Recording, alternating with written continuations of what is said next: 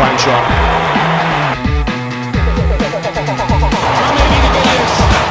This has been an innings of some acceleration.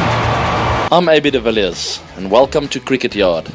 Let me show you how I generate power with my backswing.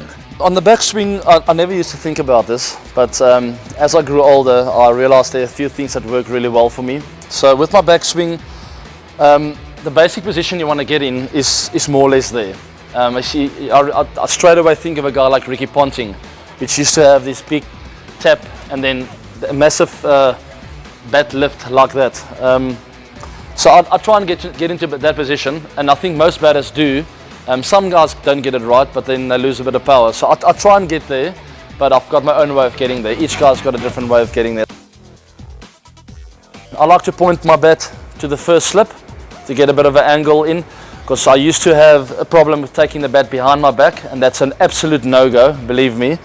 So I like to have the bat out a little bit towards first, second slip, and then come in nicely.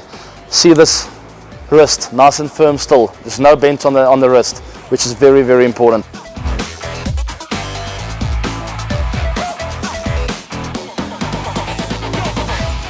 In my early 20s, I developed a bit of an error in my batting.